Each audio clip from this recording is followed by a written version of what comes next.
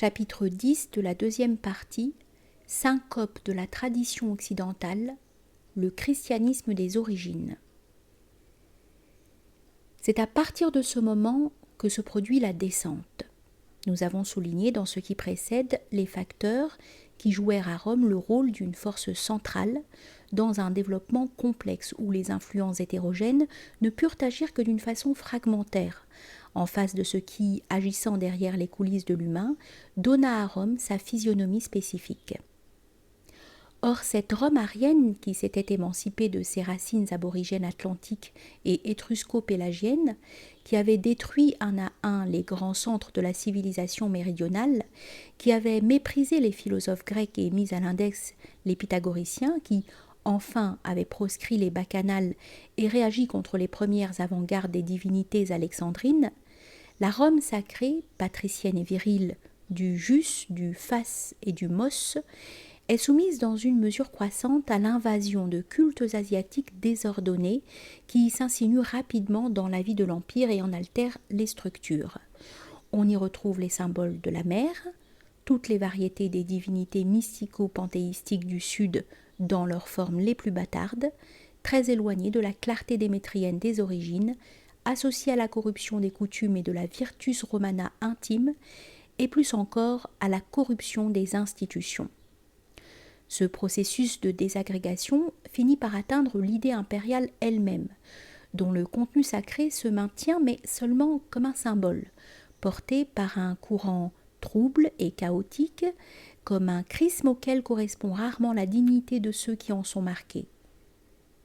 Historiquement et politiquement, les représentants même de l'Empire travaillent à présent dans une direction opposée à celle qu'eût nécessité sa défense, sa réaffirmation en tant qu'ordre solide et organique. Au lieu de réagir, de sélectionner, de rassembler les éléments survivants de la race de Rome au centre de l'État, pour affronter comme il convenait le choc des forces affluant dans l'Empire, les Césars s'adonnèrent à une œuvre de centralisation absolutiste et nivellatrice. Le Sénat perdit son autorité et l'on finit par abolir la distinction entre les citoyens romains, les citoyens latins et la masse des autres sujets, en leur accordant indistinctement la citoyenneté romaine. Et l'on pensa qu'un despotisme appuyé sur la dictature militaire, combiné avec une structure bureaucratico-administrative sans âme, pourrait maintenir l'œcumène romain, pratiquement réduit à une masse désarticulée et cosmopolite. L'apparition sporadique de figures qui possédèrent des traits de grandeur évoquant l'ancienne dignité romaine, qui incarnèrent en quelque sorte des fragments de la nature sidérale et de la qualité pierre, qui gardèrent la compréhension de ce qui avait été la sagesse et reçurent parfois jusqu'à l'empereur Julien la consécration initiatique, ne put rien opposer de décisif au processus général de décadence. La période impériale fait apparaître dans son développement cette dualité contradictoire. D'un côté, une théologie, une métaphysique et une liturgie de la souveraineté qui prennent une forme toujours plus précise. On continue de se référer à un nouvel âge d'or. Chaque César est acclamé avec l'expectate veni. Son apparition a le caractère d'un fait mystique adventus augusti, marqué par des prodiges dans l'ordre même de la nature, tout comme des signes néfastes en accompagnent le déclin. Il est Rediter Lucis Aeternae, Constans Chlore. Il est le nouveau Pontifex Maximus, celui qui a reçu du dieu olympien l'empire universel symbolisé par une sphère. C'est à lui qu'appartiennent la couronne rayonnante du soleil et le sceptre du roi du ciel. Ses lois sont considérées comme saintes et divines. Même au Sénat, le cérémonial qui lui est consacré a un caractère liturgique. Son image est adorée dans les temples des différentes provinces, de même que celle qui figure sur les enseignes des légions, comme point de ralliement suprême de la fides et du culte des soldats et symbole de l'unité de l'Empire. Mais celle-ci est comme une veine d'en haut, un axe de lumière au milieu d'un ensemble démonique où toutes les passions, l'assassinat, la cruauté, la trahison se déchaînent peu à peu dans des proportions plus qu'humaines. Arrière-plan qui devient de plus en plus tragique, sanglant et déchiré au fur et à mesure qu'on avance dans le bas empire, malgré l'apparition sporadique de chefs durement trempés, capables malgré tout de s'imposer dans un monde qui, désormais, vacille et s'écroule. Il était inévitable, dans ces conditions, que vint le moment où la fonction impériale, au fond, ne se survivrait que comme l'ombre d'elle-même. Rome lui demeura fidèle, presque désespérément, dans un monde ébranlé par des convulsions effrayantes. Mais en réalité, le trône était vide. À tout cela devait s'ajouter l'action du christianisme. Si l'on ne doit pas ignorer la complexité et l'hétérogénéité des éléments présents dans le christianisme des origines, on ne peut cependant méconnaître l'antithèse existant entre les forces et le pathos qui prédomine en lui et l'esprit arien romain originel. Il ne s'agit plus, dans cette deuxième partie de notre ouvrage, d'isoler les éléments traditionnels présents dans les diverses civilisations historiques. Il s'agit plutôt de découvrir quelles fonctions ont rempli, selon quel esprit ont agi, les courants historiques envisagés dans leur ensemble. Ainsi, la présence de certains éléments traditionnels dans le christianisme et ensuite dans une beaucoup plus large mesure dans le catholicisme ne doit pas empêcher de reconnaître le caractère destructeur propre à ces deux courants. En ce qui concerne le christianisme, on connaît déjà la spiritualité équivoque propre à la branche de l'hébraïsme dont il est originellement issu, ainsi qu'aux cultes asiatiques de la décadence qui facilitèrent l'expansion de la nouvelle foi au-delà de son foyer d'origine. Pour ce qui est du premier point, l'antécédent immédiat du christianisme n'est pas l'hébraïsme traditionnel, mais bien le prophétisme et d'autres courants analogues, où prédominent des notions de péché et d'expiation, où s'exprime une forme désespérée de spiritualité, où se substitue au type guerrier du Messie, émanation du Dieu des armées, le type du Messie fils de l'homme, prédestiné à servir de victime expiatoire le persécuté, l'espérance des affligés et des rejetés, objet d'un élément confus et extatique de l'âme. On sait que c'est précisément dans une ambiance saturée de ce pathos messianique rendu pandémique par la prédication prophétique et par les différentes apocalypses que la figure mystique de Jésus-Christ prit originellement forme et développa son pouvoir. C'est en se concentrant en elle, comme figure du Sauveur, en rompant avec la loi, c'est-à-dire l'orthodoxie hébraïque, que le christianisme primitif, en réalité, devait reprendre à l'état pur bien des thèmes typiques de l'âme sémite en général, que nous avons déjà eu l'occasion d'analyser. Thème caractéristique d'un type humain déchiré et particulièrement propre à agir comme un virus anti-traditionnel, surtout à l'égard d'une tradition telle que la tradition romaine. Avec le paulinisme, ces éléments furent en quelque sorte universalisés et mis à même d'agir indépendamment de leurs origines. Quant à l'orphisme, il favorisa l'acceptation du christianisme dans diverses zones du monde antique, non en tant qu'ancienne doctrine initiatique des mystères, mais en tant que profanation de celle-ci, solidaire de la poussée des cultes de la décadence méditerranéenne, où avait pris forme également l'idée de salut, au sens simplement religieux du terme, et où s'était affirmé l'idéal d'une religion ouverte à tous, étrangère à tout concept de race, de tradition et de caste, c'est-à-dire allant en fait au-devant de ceux qui n'avaient ni race, ni tradition, ni caste. Dans cette masse, concurremment à l'influence des cultes universalistes de provenance orientale, une sorte de besoin confus s'intensifia de plus en plus jusqu'au moment où la figure du fondateur du christianisme joua, pour ainsi dire, le rôle d'un catalyseur, d'un centre, de cristallisation à l'égard de ce qui saturait l'atmosphère. Et il ne s'agit plus, dès lors, d'un état, d'une influence diffuse, mais bien d'une force précise en face d'une autre force. Doctrinalement, le christianisme se présente comme une forme désespérée du dionysisme. S'étant formé essentiellement en vue de s'adapter à un type humain brisé, il utilisa comme un levier la partie irrationnelle de l'être, et au lieu des voies de l'élévation héroïque, sapientiale et initiatique, il affirme comme moyen fondamental la foi, l'élan d'une âme agitée et bouleversée, poussée confusément vers le suprasensible. par ses suggestions relatives à la venue imminente du royaume, par des images évoquant une alternative de salut éternel ou de damnation éternelle, le christianisme des origines tendit à exaspérer la crise de ce type humain et à renforcer l'élan de la foi jusqu'à ce qu'une voie problématique fût ouverte vers le surnaturel à travers le symbole du salut et de la rédemption dans le Christ crucifié.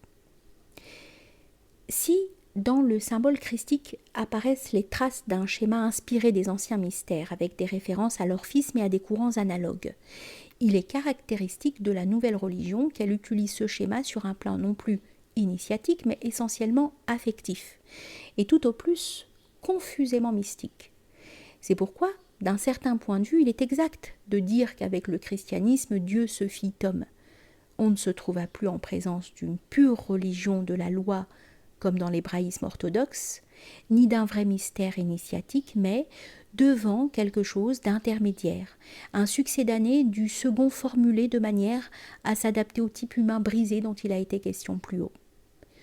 Celui-ci se sentit relevé de son abjection, racheté dans la sensation pandémique de la grâce, animé d'une nouvelle espérance, justifié, libéré du monde, de la chair et de la mort. Or, tout cela représentait quelque chose de fondamentalement étranger à l'esprit romain et classique, voire en général arien. Historiquement, cela signifiait cette prédominance du pathos sur l'éthos, cette sotériologie équivoque et émotionnelle, que la haute tenue du patriciat sacré romain, le style sévère des juristes, des chefs et des ascètes païens, avait toujours combattu.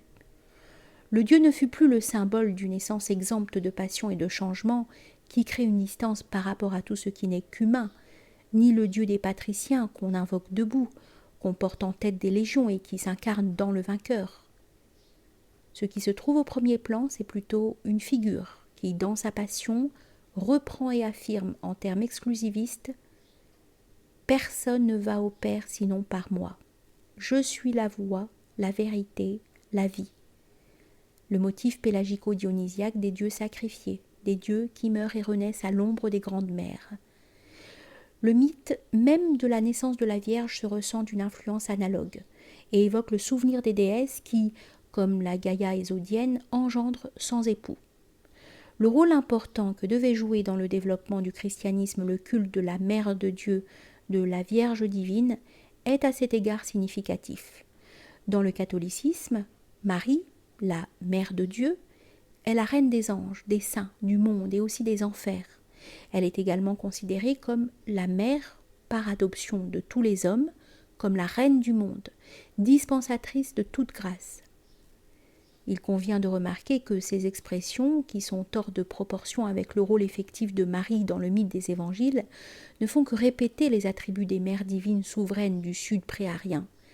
En effet, si le christianisme est essentiellement une religion du Christ, plus qu'une religion du Père, les figurations tant de l'enfant Jésus que du corps du Christ crucifié entre les bras de la mère divinisée rappellent nettement celles des cultes de la Méditerranée orientale, en contraste avec l'idéal des divinités purement olympiennes, exemptes de passion, détachées de l'élément tellurico-maternel.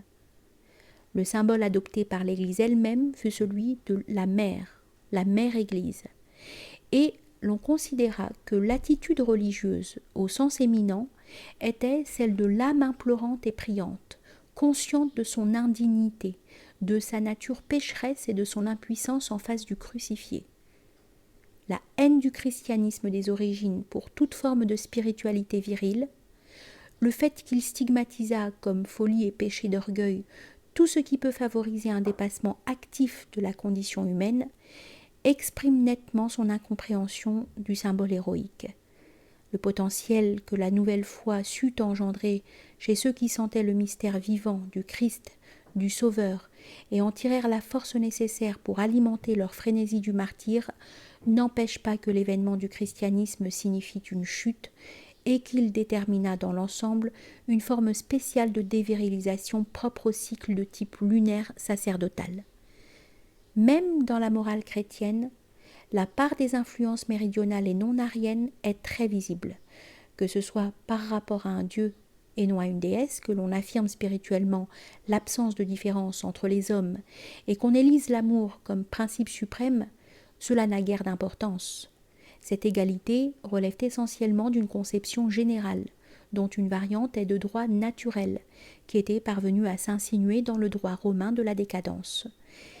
Elle est l'antithèse de l'idéal héroïque de la personnalité, de la valeur attachée à tout ce qu'un être, en se différenciant, en se donnant une forme, conquiert par lui-même dans un ordre hiérarchique. Ainsi, pratiquement, l'égalitarisme chrétien, avec ses principes de fraternité, d'amour et de réciprocité collectiviste, finit par être la base mystico-religieuse d'un idéal social diamétralement opposé à la pure idée romaine. Au lieu de l'universalité, vraie seulement en fonction d'un sommeil hiérarchique qui ne supprime pas mais implique et confirme les différences, surgissait en réalité l'idéal de la collectivité, qui se réaffirmait dans le symbole même du corps mystique du Christ, et contenait en germe une influence régressive et involutive que le catholicisme lui-même, malgré sa romanisation, ne sut et ne voulut jamais entièrement dépasser. Pour mettre en valeur le christianisme sur le plan doctrinal, on invoque l'idée du surnaturel et le dualisme qui l'affirme. On se trouve toutefois ici devant un exemple typique de l'action différente que peut exercer un même principe selon l'usage qui en est fait. Le dualisme chrétien dérive essentiellement du dualisme propre à l'esprit sémite et agit dans un sens entièrement opposé à celui de la doctrine des deux natures, qui fut, nous l'avons vu, à la base de toutes les réalisations de l'humanité traditionnelle. La rigide opposition chrétienne de l'ordre surnaturel à l'ordre naturel a pu avoir, si on la considère abstraitement, une justification pragmatique liée à la situation spéciale, historique et existentielle d'un type humain donné. Mais un tel dualisme en soi se distingue nettement du dualisme traditionnel, du fait qu'il n'est pas subordonné à un principe supérieur, à une vérité supérieure, et qu'il ne revendique pas un caractère relatif et fonctionnel, mais absolu et ontologique. Les deux ordres, naturel et surnaturel, ainsi que la distance qui les sépare, sont hypostasiés au point de compromettre tout contact réel et actif. Il en résulte qu'à l'égard de l'homme, et ici également sous l'influence d'un thème hébraïque, prend forme la notion de la créature, séparée de Dieu en tant que créateur et être personnel par une distance essentielle, et qu'en outre cette distance s'exaspère du fait de la reprise et de l'accentuation de l'idée, également hébraïque, du péché originel. De ce dualisme découle en particulier la conception, sous la forme passive, de grâce, d'élection et de salut, de toutes les manifestations d'influence suprasensible, ainsi que la méconnaissance souvent liée, comme nous l'avons dit, à une véritable animosité de toute possibilité héroïque chez l'homme, avec sa contrepartie qu'est l'humilité, la crainte de Dieu, la mortification et la prière. La parole des évangiles, relative à la violence que la porte des cieux peut subir, et la reprise du « vous êtes des dieux » davidique restèrent pratiquement sans influence sur le pathos prédominant dans le christianisme des origines. Il est évident que le christianisme en général a universalisé, rendu exclusive et exalté la voix, la vérité et l'attitude qui ne conviennent qu'à un type humain inférieur ou à ces basses couches de la société pour lesquelles furent conçues les formes exotériques de la tradition. C'est là un des signes caractéristiques du climat de l'âge obscur, du Kali Yuga. Tout cela concerne les rapports de l'homme avec le divin. La seconde conséquence du dualisme chrétien fut la désacralisation et la désanimation de la nature. Le surnaturalisme chrétien eut pour conséquence que les mythes naturels de l'Antiquité, une fois pour toutes, ne furent plus compris. La nature cesse d'être quelque chose de vivant, on rejette et stigmatise comme païenne la vision magico-symbolique de celle-ci, vision sur laquelle se fondaient les sciences sacerdotales. Après le triomphe du christianisme, celles-ci se mirent en fait à dégénérer rapidement, sauf le pâle résidu qui devait correspondre plus tard à la tradition catholique des rites. La nature devint quelque chose d'étranger, sinon même de diabolique, et cela servit à son tour de base à la formation d'une ascèse typiquement chrétienne, de caractère monastique, mortificatoire, ennemie du monde et de la vie, en complète opposition avec la façon de sentir classique et romaine. La troisième conséquence concerne le domaine politique. Des principes tels que « mon royaume n'est pas de ce monde » et « rendez à César ce qui appartient à César, à Dieu ce qui est à Dieu » attaquaient directement le concept de la souveraineté traditionnelle et cette unité des deux pouvoirs qui s'étaient formellement du moins reconstitués dans la Rome impériale. Après le Christ affirmera Gélas Ier, aucun homme ne peut être roi et prêtre. L'unité du sacerdoce et de la royauté, dans la mesure où elle est revendiquée par un monarque, c'est une ruse diabolique, une contrefaçon de la véritable royauté sacerdotale qui n'appartient qu'au Christ. C'est précisément sur ce point que le contraste entre l'idée chrétienne et l'idée romaine donna lieu à un conflit ouvert. À l'époque où le christianisme se développa, le panthéon romain se présentait de telle manière que même le culte du sauveur chrétien aurait pu finalement y trouver place parmi d'autres, à titre de culte particulier schismatiquement issu de l'hébraïsme. Comme nous l'avons dit, c'était le propre de l'universalité impériale que d'exercer une fonction supérieure unificatrice et ordonnatrice, au-delà de tout culte spécial qu'elle n'avait pas besoin de nier. Elle demandait pourtant un acte qui attestât une fidesse, une loyauté supraordonnée à l'égard du principe d'en haut incarné par le représentant de l'Empire, l'Augustus. C'est précisément cet acte, le rite de l'offrande sacrificielle devant le symbole impérial, que les chrétiens refusèrent d'accomplir, le déclarant incompatible avec leur foi. Et c'est là l'unique raison de cette épidémie de martyrs qui devait apparaître aux magistrats romains comme une pure folie. Par cette attitude, la nouvelle croyance, au contraire, se déclarait. En face d'une universalité, une autre s'affirmait, universalité opposée, fondée sur la fracture dualiste. La conception hiérarchique traditionnelle selon laquelle tout pouvoir venant d'en haut, le loyalisme avait une sanction surnaturelle et une valeur religieuse, était attaquée à la base. En ce monde du péché, il n'y a place que pour une civitas diaboli. La civitas Dei, l'état divin, se trouve sur un plan séparé, se résout dans l'unité de ceux qu'une aspiration confuse pousse vers l'au-delà, qui, en tant que chrétiens, ne reconnaissent que le Christ pour chef et attendent que le dernier four se lève. Et même là où cette idée ne se transforma pas en un virus directement subversif et défaitiste, là où l'on rendit encore à César ce qui appartient à César, la fidesse demeura désacralisée et sécularisée. Elle n'eut plus que la valeur d'une obédience contingente envers un simple pouvoir temporel. La parole paulinienne selon laquelle tout pouvoir vient de Dieu devait rester dépourvue de toute signification véritable. Si donc le christianisme affirma le principe du spirituel et du surnaturel, ce principe devait agir historiquement dans le sens d'une dissociation, sinon même d'une destruction.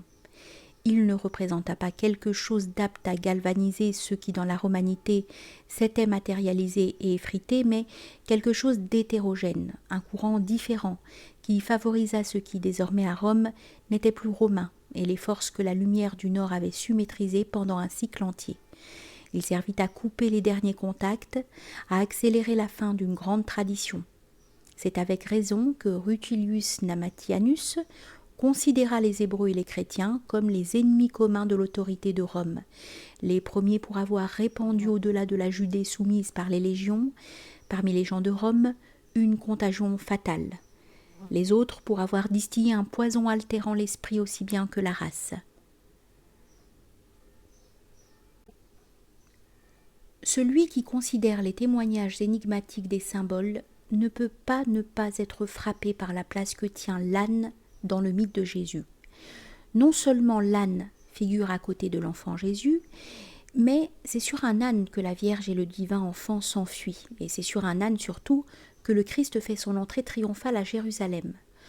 Or l'âne est le symbole traditionnel d'une force de dissolution d'en bas.